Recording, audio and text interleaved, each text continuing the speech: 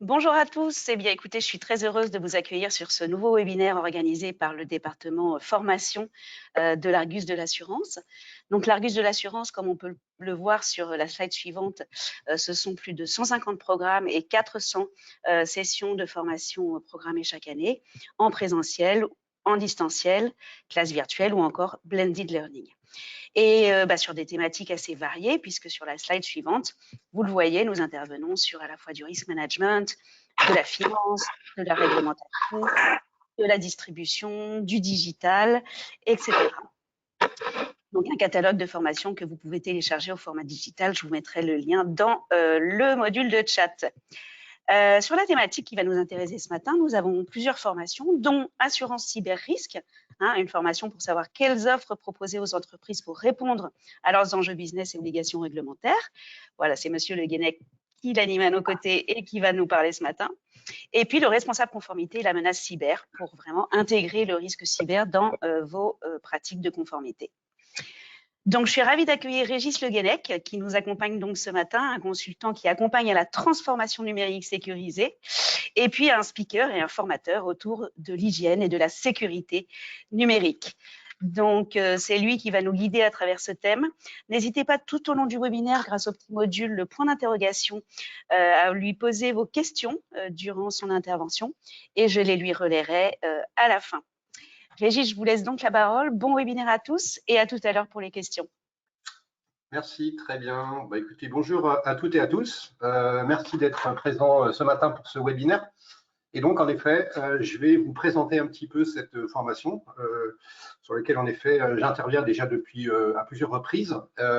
Cette formation s'appuie sur quelques ressources que je voulais vous présenter pour introduire cette présentation. Donc, tout d'abord, un livre sur les enjeux et la maîtrise des cyber-risques de leurs écrits de l'Argus Assurance, donc très intéressant. Donc, leurs écrits est une avocate spécialiste de l'assurance, notamment de la responsabilité civile, depuis plus de 15 ans. Cette formation s'appuie également sur l'assurance des risques cyber, et notamment un guide pratique très intéressant, qui date un petit peu, mais qui est toujours d'actualité, du CLUSIF, qui est une association de promotion de la cybersécurité qui réunit un certain nombre d'entreprises et d'administrations autour des développements des bonnes pratiques pour la sécurité informatique, numérique. Et en gros, c'est une référence de la sécurité du numérique en France. Et puis également l'APREC, l'Association des professionnels de la réassurance, qui regroupe aussi la majorité des acteurs de la filière réassurance sur le marché français, ainsi que le rapport de l'assurabilité des risques cyber. Voilà, donc toutes ces ressources sont en effet fournies dans le support qui est mis à disposition des apprenants en fin de session. Alors aujourd'hui, vous l'avez remarqué, la quasi-totalité des activités, à la fois relationnelles et transactionnelles, des organisations sont présentes sur Internet dans le cadre de la transformation numérique des organisations. Et cette présence, malheureusement, entraîne un risque nouveau. Et ce risque nouveau qui est considéré aujourd'hui comme le principal risque à l'ère de la révolution numérique, celui des attaques cyber. On a environ à peu près 400 000 cyberattaques qui ont réussi contre les organisations, à la fois publiques comme privées, en 2022 sur le territoire national. Pour introduire aussi quelques chiffres, pour aussi situer un petit peu les enjeux, contextualiser un petit peu tout ça, développera un petit peu, bien évidemment, dans cette demi-heure que nous avons ensemble, certains points de vue. 91% des organisations françaises ont subi au moins une cyberattaque majeure au cours des 12 derniers mois, et 60% des PME sont ciblées et sont en train de devenir une cible de choix pour les cybercriminels. On pourrait éventuellement discuter, mais en gros, de fait, déjà de leur manque de maturité, leur manque de sécurité. Et 14% des entreprises françaises ont déjà fait l'objet d'une cyberattaque avec une demande de rançon, ce qu'on appelle un rançongiciel ou un ransomware en anglais. Bien évidemment, ce type d'attaque est développé dans cette formation et je vous en parlerai un petit peu tout à l'heure. Aujourd'hui, la question que doivent se poser les organisations au sens large n'est plus de savoir si elles vont se faire attaquer, ni même de savoir quand elles vont l'être, mais plutôt comment elles vont pouvoir surmonter cette attaque. Donc en effet, la question maintenant, c'est plutôt on fait comment pour redémarrer. Alors, les types de sinistres informatiques sont multiples. On peut considérer déjà qu'une catastrophe naturelle type tempête, inondation, cyclone peut engendrer un risque informatique, un sinistre informatique, hein, puisqu'un serveur, dans le cadre par exemple d'un dégât des eaux, vous l'imaginez bien, ne fonctionne plus correctement. Il y a également le sinistre sur les installations, qui peuvent en effet être intentionnelles ou non intentionnelles, et puis la cybercriminalité et la malveillance qui en effet se développe et généralise. On vient à l'instant de le développer. Alors la cybercriminalité, c'est quoi? On va s'arrêter 2 secondes sur ce point qui mérite aussi d'être un peu développé. En gros, c'est l'ensemble des actes contrevenant aux traités internationaux et aux lois nationales qui vont utiliser les réseaux et les systèmes d'information, soit comme un moyen de réaliser un délit, en d'autres termes, l'arme du crime, soit les ayant pour cible. Dans le droit et la lutte contre la cybercriminalité, on fait la distinction entre ces 2 infractions à l'aide du système d'information ou à l'encontre. Si j'essaye de le schématiser un petit peu, de l'illustrer, soit en effet on est utilisé, notre système informatique va être utilisé comme une arme par destination, comme un outil, comme l'arme du crime, soit l'attaque va se faire à l'encontre du SI, à l'encontre du système d'information, puisque dans ce cas-là, c'est bien la donnée, la valeur, l'actif qui en effet va être visé. Alors si on regarde un petit peu aussi le panorama des menaces, donc elles sont à nouveau d'origine naturelle et humaine, accidentelle ou délibérée, ben, en gros elles sont multiples, ça peut aller du vol, donc ça c'est plutôt relativement connu, identifié, l'extorsion, l'espionnage, mais ça peut aller jusqu'à la destruction, le sabotage, le détournement, la déstabilisation, la saturation, etc. Un certain nombre de menaces qui pèsent sur nos usages, puisque pour rappeler un petit peu ce que signifie la menace, en gros, c'est une cause potentielle d'un incident qui pourrait entraîner des dommages sur un bien si cette menace se concrétisait. Donc, en gros, c'est quelque chose qui pèse sur nos épaules et qui peut potentiellement se concrétiser. Pourquoi l'entreprise est une cible?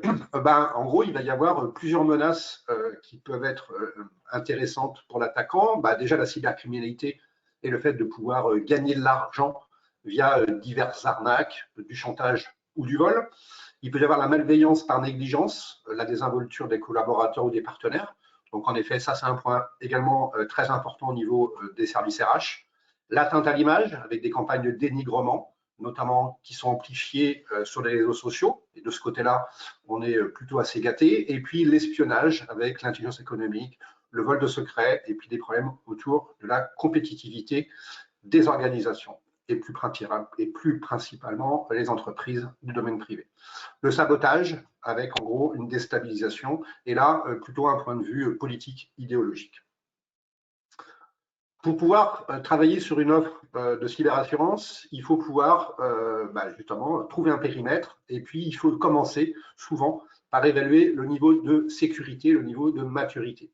Donc pour ça, en gros, on va s'appuyer notamment sur les 3 piliers, la triade, confidentialité, intégrité, disponibilité, avec en plus, pourquoi pas dans certains cas, des notions de preuve et de traçabilité.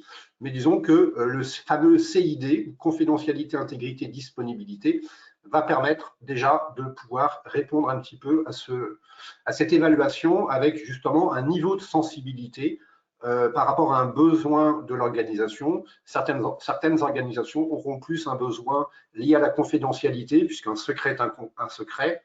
Certaines organisations auront plus un besoin lié à la disponibilité. C'est qu'en gros, tout simplement, notamment dans une activité plutôt de production, il va falloir en fait s'assurer que nos systèmes fonctionnent correctement, soient disponibles, soient accessibles, tout simplement, pour pouvoir faire ce qu'on a à faire. Voilà, donc en gros, ça permet déjà un petit peu d'évaluer avec ces 3 piliers les besoins, et puis du coup, derrière ces 3 niveaux, ces 3 besoins, derrière ces 3 piliers, confidentialité, intégrité, disponibilité, il y a des mesures de sécurité qui vont permettre justement de protéger ces trois besoins et de garantir justement de la confidentialité, de l'intégrité et de la disponibilité. Il existe en effet un certain nombre de garanties, à la fois en standard, donc qui sont parcourues aussi dans cette journée de formation, avec en gros des événements qui vont venir déclencher l'attaque. Ça peut être externe, ça peut être une erreur humaine. Ensuite, il va y avoir un périmètre. Donc ça, c'est quelque chose qui va être important. Par exemple, associé avec des fournisseurs ou des clients, voire un système d'information tiers, qui est rarement en effet pris en charge dans le périmètre, et puis un certain nombre de garanties, des frais de remédiation, des frais dus à la perte d'exploitation, des pénalités, des frais d'investigation également, notamment sur des consultants ou des experts techniques. Un point également important dans les garanties, les frais de gestion de crise, notamment de communication, et puis on reparlera plus tard du paiement de la rançon. Alors, il existe un certain nombre de critères d'assurabilité, notamment liés au chiffre d'affaires de l'entreprise, son secteur d'activité, le nombre d'employés, les différentes options qui peuvent être prises, on vient de le voir dans le tableau, la franchise et le plafond des garanties, un niveau de maturité, j'en ai parlé tout à l'heure, avec également aussi un niveau de vulnérabilité.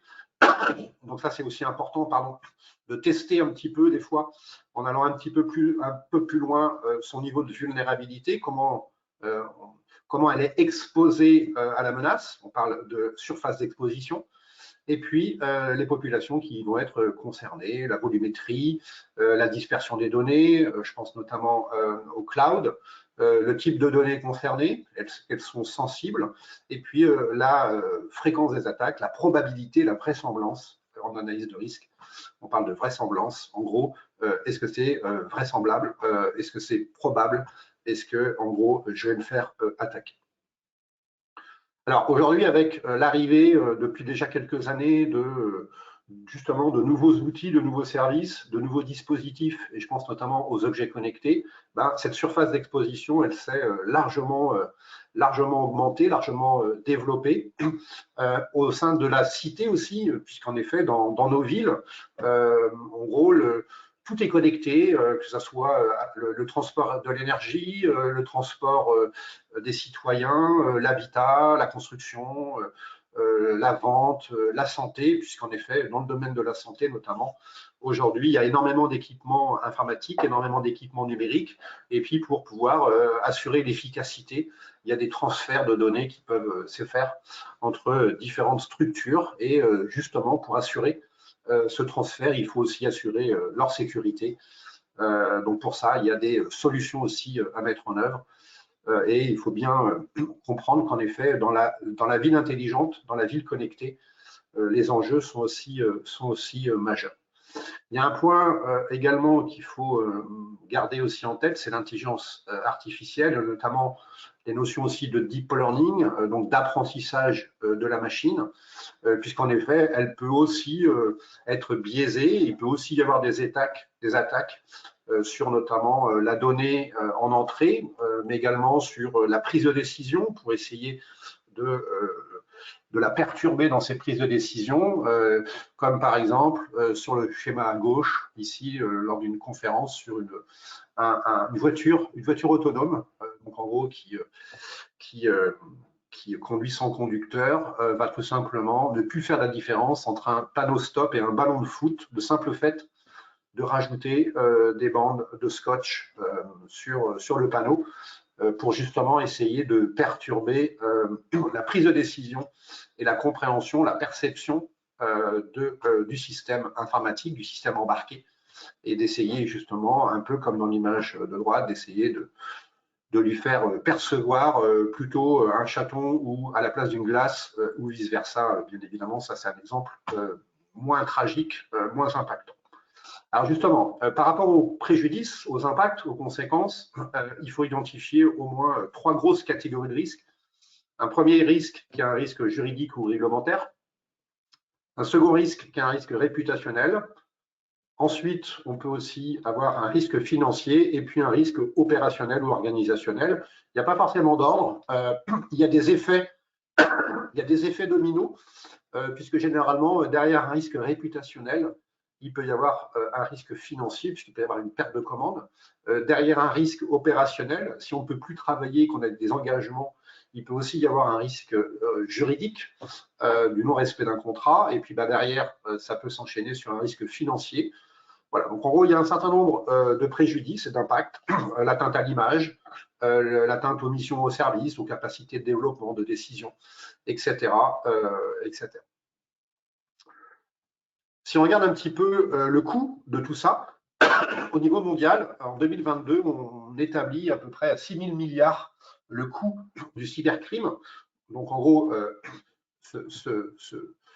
les moyens mis en œuvre pour pouvoir se protéger, se défendre et redémarrer, en forte expansion, puisque en 2017, on était à peu près à 500 milliards. En 2020, 3 ans après, on était à 9 000 milliards. Et en 2022-23, on était à 6 000 milliards de coûts. Ce qui fait un revenu, une rentabilité, un bénéfice, si je peux me permettre, pour les attaquants de 1 500 milliards de revenus, ce qui équivaut à peu près au marché de la drogue. Au niveau français, ça représente à peu près 7 milliards de dollars en 2022. Alors, quels sont les éléments qui sont intégrés dans le coût lié à la cybercriminalité?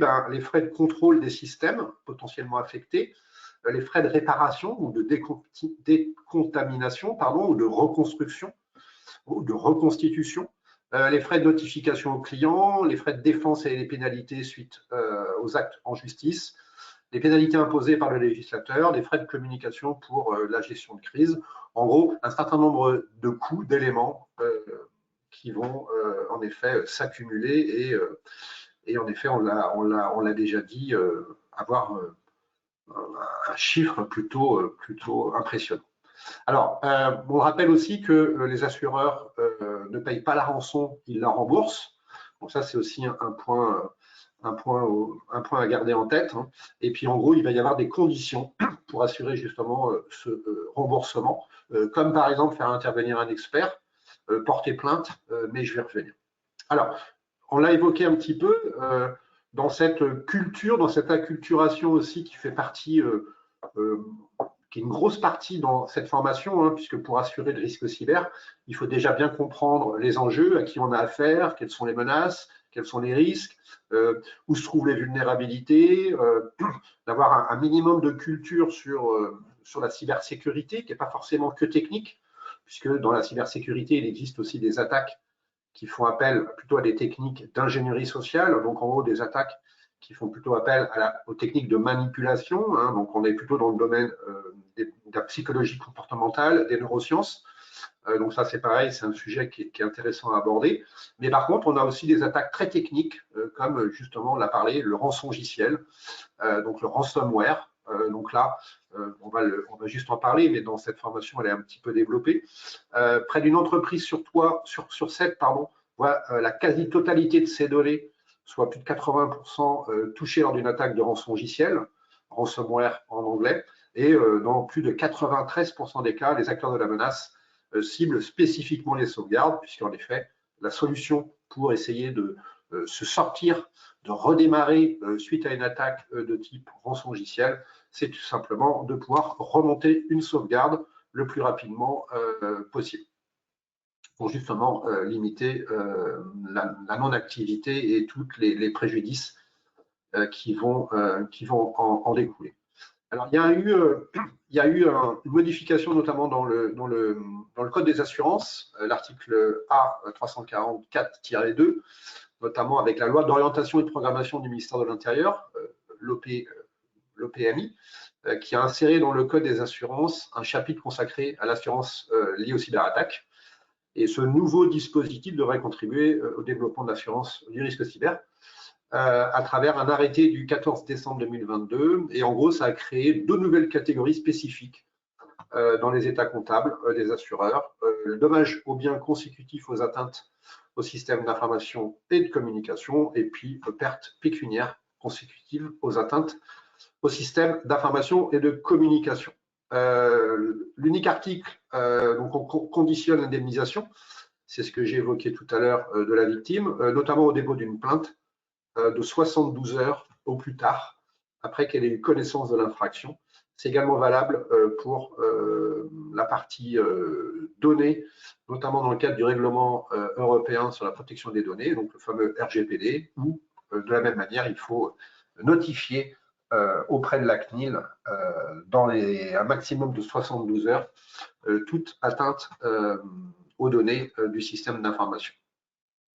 Il existe également un code de la cybersécurité en version papier et numérique, donc dans sa nouvelle version qui date maintenant du début d'année, fin d'année 2023, avec en gros l'intégration à l'intérieur, en effet, parmi ces chapitres qui sont nombreux, justement de nouveaux articles qui vont justement encadrer un petit peu tout ça, avec notamment un article lié toujours, parce que ça c'est un sujet important, qui va encadrer le paiement des rançons ou la prise en charge des dommages, à nouveau subordonnés au dépôt d'une plainte dans le délai qu'on a déjà évoqué. Alors, quelles sont les attaques qui sont couvertes dans les polices d'assurance? Donc, en gros, il y a différentes conditions, il y a des exclusions. Cependant, en gros, globalement, ça couvre les frais de type la violation des données. Donc, en gros, les cyberassurances peuvent couvrir les frais engendrés par la récupération, la restauration et le remplacement des données volées.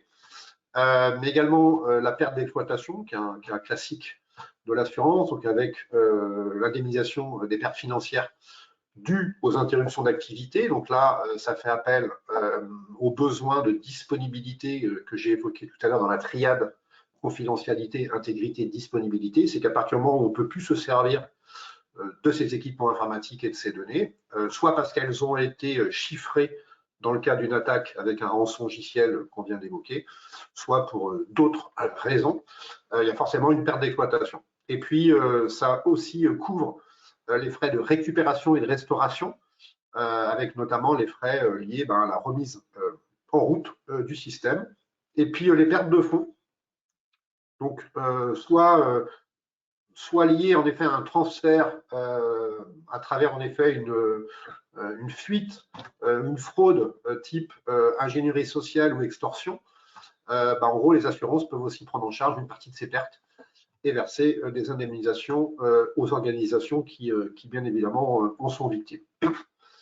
Alors, dans cette formation, on essaye, comme je vous l'ai déjà dit, d'essayer d'acculturer, d'avoir vraiment un panorama, une vision assez globale de la cybersécurité, sans forcément aller dans le détail technique, mais en gros avec un peu de vocabulaire également, et on fait un petit panorama des différentes attaques, comme par exemple l'appâtage, le faux prétexte, l'hameçonnage, les arnaques de type 419, l'arnaque au président, plus connu sous le nom de la fraude au président. Donc là, on est plutôt sur des fraudes financières, le changement de RIB, le faux fournisseur, le faux support technique, appelé aussi la fraude à la réparation informatique, tout ce qui est faux virus, fausses mises à jour, fausses informations, collecte d'informations, attaque par point d'eau, etc., etc. Tout ça, en l'occurrence, parmi cette liste, sont plutôt des attaques qui sont non techniques. Ce sont plutôt des attaques qui font appel à l'ingénierie sociale, donc en gros qui a pour objectif principalement de faire cliquer ou de faire dire quelque chose à la victime à son insu pour essayer ensuite de s'introduire dans le système pour faire ensuite concrétiser différentes menaces. On parcourt également dans cette formation les différents acteurs, les différentes cyberattaquants. Donc en gros, on les regroupe dans 4 populations: le cyberdélinquant, plutôt avec des moyens assez faibles; le cyberactiviste, qui lui va défendre une idéologie; le cybercriminel, qui lui est plutôt fortement intéressé par l'argent; et puis le cybercombattant étatique, qui là, en effet, on est encore dans l'idéologie, on est encore dans les notions un peu géopolitiques ou politiques, avec en gros, vous l'imaginez bien, des moyens très importants et qui ont souvent pour objectif, comme menace, plutôt la déstabilisation, le chaos, voire la destruction. Donc là, en effet, on a plutôt affaire à la guerre dans le cyberespace, hein, qui est déjà déclarée depuis de nombreuses années. Et en 2024, avec les JO, en effet, on sent une montée en puissance des attaques venant en effet de l'extérieur, qui en effet vont aller en grandissant. Et puis, dans cette formation, en introduction, on voit aussi un petit peu les différents vecteurs pour essayer de bien comprendre le qui, le quoi, le comment, le par où. À nouveau, pour bien travailler sur une offre de cyberassurance, il faut à nouveau avoir une bonne culture numérique, une bonne culture de la cyber et d'essayer de comprendre. Donc, j'essaye à travers des concepts assez faciles à appréhender, d'introduire justement un peu les grandes lignes qui ensuite vont permettre, quand on va rentrer dans les détails, de mieux cerner un petit peu tout ça. Donc là, on voit par exemple les différents vecteurs avec des attaques qui vont plutôt se faire en s'en prenant plutôt au système informatique. On parle de vecteurs technologiques, mais également, j'en ai également parlé, des attaques grandissantes, hein, puisque 75% des attaques sont initiées via le vecteur humain et qui en gros vont s'en prendre directement à l'utilisateur, un peu comme une marionnette où l'attaquant va essayer de manipuler la personne de l'autre côté de l'écran, hein, ce qu'on appelle aussi parfois le maillon faible, mais qui peut devenir aussi le maillon fort s'il est suffisamment entraîné, acculturé, pour pouvoir essayer justement de protéger les actifs de l'organisation. Donc, on a parlé d'arnaque au président, de phishing. Le phishing fait partie aussi des attaques très courantes, l'hameçonnage en français. Et puis, on fait aussi, et pour finir, ça sera mon dernier slide, on parle aussi un petit peu des sous-traitants, des co-traitants, des notions aussi de responsabilité qu'on va retrouver à la fois dans la définition de la cybercriminalité, c'est-à-dire d'être utilisé comme un moyen pour attaquer quelqu'un d'autre. Ben, un fournisseur, il peut très bien servir un peu comme un cheval de Troie pour être utilisé pour attaquer le niveau supérieur. Donc en gros, l'organisation, elle peut se faire attaquer par ses fournisseurs par le bas et elle peut servir pour attaquer les fournisseurs, les clients au-dessus. Donc là, il y a vraiment une chaîne de responsabilité, il y a vraiment aussi ces notions-là à prendre en compte. Et on le retrouve d'ailleurs aussi dans le RGPD avec l'encadrement des sous-traitants pour pouvoir justement assurer un niveau de sécurité le plus adéquat, puisqu'en effet, la cybersécurité, j'aurais pu introduire comme ça, c'est un état recherché. Donc, on cherche à être dans un certain niveau de sécurité qui va justement permettre de résister à des événements ici du cyberespace qui vont compromettre les trois piliers qu'on a déjà évoqués, confidentialité, intégrité, disponibilité.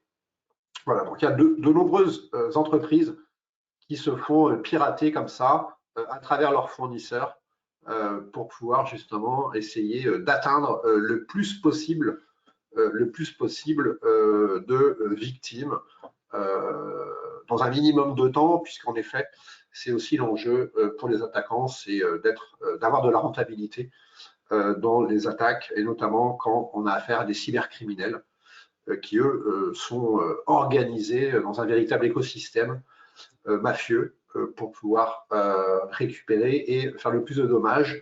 Et forcément, dans ces cas-là, il y en a un qui gagne, il y en a un qui perd, et ça sera à celui qui sera le plus fort. Et il faut, en effet, on l'a dit au tout début, pouvoir prévoir le fait de subir et d'être capable de redémarrer, de remonter.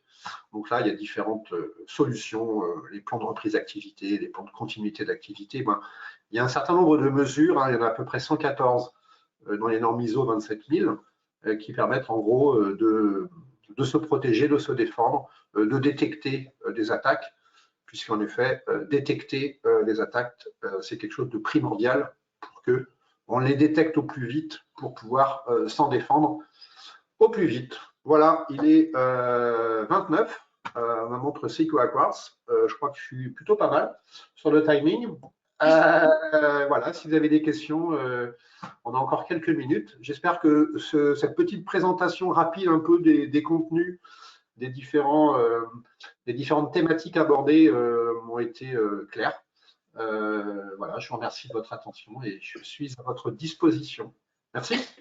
Bah, écoutez, c'est nous qui vous remercions, Monsieur Le Guenec, pour cette intervention effectivement très claire. Et bien évidemment, durant la formation, vous en apprendrez beaucoup plus. Alors moi, ce qui me marque, c'est qu'on a l'impression que quand même ce risque cyber, il est très bien identifié, catégorisé. Vous avez cité beaucoup de rubriques qu'il fallait ou que l'on pouvait assurer. Et cependant, ce mois-ci encore, la CPR a publié une nouvelle recommandation sur le risque cyber, demandant aux assureurs de poursuivre leurs efforts dans l'identification des garanties et de leur exposition au risque, du coup. Olivier Wild, le président de l'AMRAE, a lui aussi appelé les assureurs à une meilleure prise en compte des stratégies de prévention des entreprises. Donc, c'est vrai que ça a l'air très, très catégorisé, mais que finalement, les assureurs sont un petit peu à la traîne, excusez-moi pour cette expression. Comment est-ce que vous pouvez expliquer cela? Alors, je pense qu'il y a un premier, d'ailleurs c'est ça qu'on essaye aussi de régler dans cette formation, il y a un premier problème, c'est un premier de culture, Mhm. puisqu'en fait on a été plongé, on n'a pas eu trop le choix à se transformer et euh, à utiliser le numérique et l'informatique dans nos activités professionnelles. En plus, ça s'est fait doucement mais sûrement. Donc là, on parle plutôt de cécité au changement. Donc en plus, on ne s'en est pas forcément rendu compte parce que ça s'est fait doucement. Et aujourd'hui, en fait, dans certains types d'attaques, on prend conscience qu'en fait, on est hyper dépendant au numérique. Je ne parle pas des ados et de l'addiction, etc., mais plutôt de la nécessité de l'informatique, du numérique et de l'Internet dans nos activités professionnelles. À nouveau, ça s'est fait doucement. Et soit parce que c'est vu comme étant plutôt très technique et anxiogène, ça n'a pas donné aux gens envie de s'y intéresser. Donc ça fait aussi partie de la notion de risque, puisqu'en effet, on a plutôt tendance à le mettre sous le tapis. Donc en gros, il y a un point de vue qui est plutôt vu comme étant technique, réservé aux experts informatiques et en plus anxiogène, donc c'est stressant, on n'a pas envie d'aller voir. Et puis un problème de culture, puisqu'on n'a pas appris ça à l'école. On n'a pas été accompagné au début en nous disant, bah voilà, le risque c'est ça, la menace c'est ça, l'attaquant c'est tel et tel profil, le vocabulaire c'est ci et c'est ça. Et ce qui fait que la majorité des gens, moi je me rends compte dans les nombreuses formations, bah, sont un peu perdus et découvrent en 2024 le sujet et sont ébahis pour la plupart. Parce qu'en effet, hein, c'est un domaine qui est à la fois très large et puis parfois on a vraiment l'impression d'être dans un film, dans la science-fiction, quoi. Oui, non, c'est sûr. Et puis, on parle beaucoup du secteur de la santé. Oui. Voilà, dans l'actualité, on voit les hôpitaux qui sont très attaqués. Là-dessus, est-ce qu'il y a des mesures spécifiques? Qu'est-ce que vous pouvez nous dire à ce sujet? Alors, alors, il y a deux choses. Il y a les hôpitaux qui se font bloquer, où là, on est presque dans certains cas sur une attaque plutôt opportuniste. Ils ne sont pas forcément ciblés, eux, mais en gros, voilà, ils tombent dans le filet, puisqu'on le développe aussi dans la formation, mais en gros, il y a des attaques de masse et des attaques ciblées. Donc, en gros, on peut très bien se retrouver dans les mailles du filet sans avoir rien demandé à personne.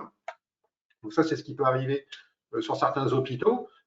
Donc là, ça va plutôt viser la disponibilité de la donnée, la disponibilité, pardon, des services. Il n'y a plus rien Mhm. qui fonctionne. Et pour retrouver son activité, il faut payer une rançon. Donc ça, c'est simplement de l'extorsion, hein, la prise d'otage numérique. Et puis, il y a un autre plan qui est en effet la valeur de la donnée de santé, qui est une donnée sensible, qui peut avoir des impacts forts sur la personne, sur les personnes concernées, et qui donc, comme ça a de la valeur, bah forcément, dans l'univers un peu des cybercrapules, bah en gros, va être fortement recherché, vendu sur le darknet, et essayer bah justement d'en collecter un maximum pour les revendre ensuite. Donc en gros, c'est parce qu'elle a de la valeur, la donnée de santé qu'elle est fortement attaquée. Et puis en plus, dans l'actualité, et c'est plutôt ça qu'on entend, un hôpital qui est bloqué, forcément, ça fait de l'émotion, quoi. Oui, bien sûr. Alors effectivement, vous avez parlé, vous venez d'en reparler de système de rançon. Aujourd'hui, on peut peut-être comprendre la frilosité d'un certain nombre d'acteurs de l'assurance à couvrir, on va dire, ce risque. Est-ce que vous avez quelques exemples? Est-ce que le risque de rançon dans un contrat d'assurance est limité à un certain montant? Dans le cas d'une demande de rançon, est-ce que l'entreprise concernée peut décider toute seule de dire bon bah ok je paye et puis je verrai avec mon assureur plus tard comment ça se passe et à quelle hauteur je suis remboursée? Est-ce que vous avez quelques exemples de ce type? Alors, des exemples, il y en a énormément, parce qu'en effet, dans l'actualité, il y a pratiquement, il y a plusieurs organisations qui, tous les jours, se font extorquer avec, en effet, ce fameux virus qu'on appelle le rançongiciel, le ransomware. Pour ce qui est des montants de remboursement, je pense que ça fait plutôt partie des clauses, et on l'a vu un peu avec des critères liés notamment au chiffre d'affaires, etc., parce que les montants demandés, extorqués ne sont pas les mêmes pour une petite entreprise que pour un grand groupe. Donc, en effet, dans le montant de remboursement lié à l'assurance, à la cyberassurance, ça va dépendre un petit peu du contrat et de à qui on a affaire. Normalement, la règle quand même, on a dit tout à l'heure aussi, pour pouvoir être remboursé de son assurance, il y a quelques conditions qui sont intégrées dans notamment le code de l'assurance, avec notamment le fait de notifier, de porter plainte et dans certains cas même de faire venir un expert au préalable pour faire de l'investigation. Mais par contre, globalement quand même, dans le monde de la cyber, dans l'écosystème de la cyber, on a plutôt tendance à dire il ne faut pas payer la rançon. Parce qu'en gros, on entretient l'économie des cybercriminels. Ils seront plus forts demain. D'ailleurs, dans certains pays et dans certaines activités, il est même interdit au niveau étatique, juridique, de payer ce genre de demande. Voilà. Après, le problème, c'est que si, en gros, c'est la pérennité de l'activité qui est en jeu, et c'est souvent ça, s'il n'y a pas de sauvegarde ou si les sauvegardes ont été aussi compromises, en gros, malheureusement, les organisations, elles n'ont pas trop le choix. C'est une question de vie ou de mort, c'est une question de pérennité de l'activité. Il y a énormément de victimes qui, au final, payent sans forcément le dire trop fort, assurance ou pas. Et en effet, on paye en termes de trésorerie et au niveau rentabilité, c'est un peu compliqué sur l'année en cours, sur l'année comptable en cours. C'est sûr. Monsieur Le Guenec, je vous remercie encore infiniment pour cette intervention. Merci à tous d'y avoir participé. Je vous souhaite une bonne fin de matinée et un bon appétit. Et je vous donne rendez-vous très vite sur la formation animée par notre intervenante ce matin. Et bien sûr, pour un prochain webinaire du département formation de l'Argus de l'assurance. Merci Régis. À bientôt. Au revoir.